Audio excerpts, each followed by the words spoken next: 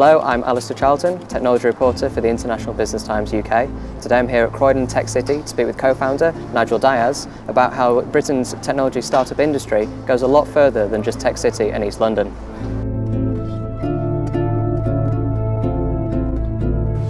It all started off the theory that, well, why does the London Tech City have to be in East London? For example, so you've got all of the ingredients that you need in Croydon itself. You've got, Croydon itself is one of the most populated boroughs in London. You've got a high amount of talent, typically that just jumps on trains and runs to the central London, does its work and comes back.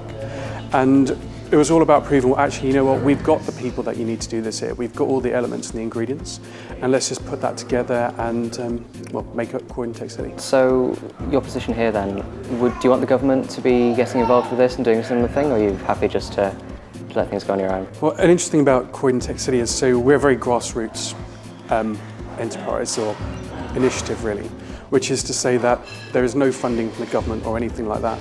It was literally people in the community, so myself, Johnny Rose, people like that coming together and saying, well, hey, we can actually do this here. And then over the course of the last 9 months, we've just grown purely off that kind of community actions route. So people providing their time to us just because they want to support the area. It always makes sense to have kept the government at an arm's reach, just because I feel like it wouldn't have hindered us so much as we could be more agile and we could be more free with what we do to start up a Croydon Tech City. Going forward, inevitably I think there is a responsibility in the government to almost support activities like ourselves, but so far we've been quite lucky in that the Croydon Council at least have almost done what we've asked and just allowed us to do what we're doing. Based in a bar and cafe in central Croydon, offering workspace and a small stage for hosting talks, Croydon Tech City is still less than a year old and relies on personal investment from Nigel and co-founder Johnny Rose, both of whom run the project while maintaining full-time jobs. Operating out of a bar may not sound ideal, but at a grassroots level, Croydon Tech City is no different to the Google campus building in Shoreditch, in that they both offer space for young startups to develop. How much space do you have here then for startups? So do you hot desk, or can you have a certain area, or how does that work? Matthew's Yard, where we are right now, there is a workspace back there, and there you just have tech entrepreneurs who come. It's basically hot desking. There's a bit of a community around it, and that is one of the options that we've got for. For the slightly bigger guys, Croydon does actually have, unknown to a lot of people, quite a lot of office space that is quite reasonably priced.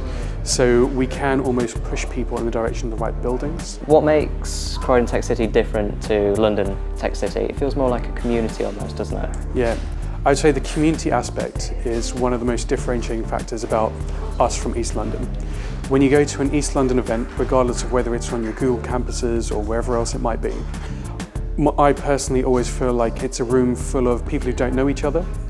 There's a certain amount of hesitation. There's a lot of people who are typically in those startup type rooms which are almost there offering services. I couldn't, for one, guarantee what quality of services you get by talking to those guys. And so if you were to come here on one of our events, so if you were to come here in September at our next event, it's a lot more of a warmer and friendly environment. It feels a lot more open when you're talking to people. People are more willing to hear your idea, and there isn't you don't have a feel that they're after something, so to speak, which is potentially something that you might find up in East London, I think. Croydon probably isn't at the top of many people's lists when it comes to looking for a new tech city, but by taking a reserved and noble approach to helping their local community, the team behind Croydon Tech City is starting to reverse years of negativity associated with the area. The whole Croydon thing, like I said before, it's so counterintuitive. People just don't expect things like this to be popping out of Croydon, places where, you know, there's Croydon facelift jokes, there's stabbing jokes going, all those type of things. We're here proving that Croydon is actually around the talent in the borough, about the opportunity in the borough, around all the things which are changing for the better. And in many ways, I'd say that, you know, Croydon gets its publicity, and all we're trying to do is show people that, you know, come here for tech and those type of things.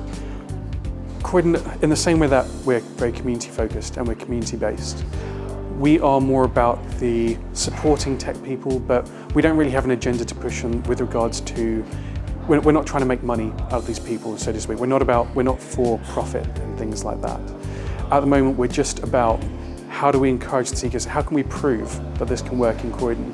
And with regards to whatever it takes, so whether we're limited, whether we're a CIC, whether we're some form of charity, I don't know.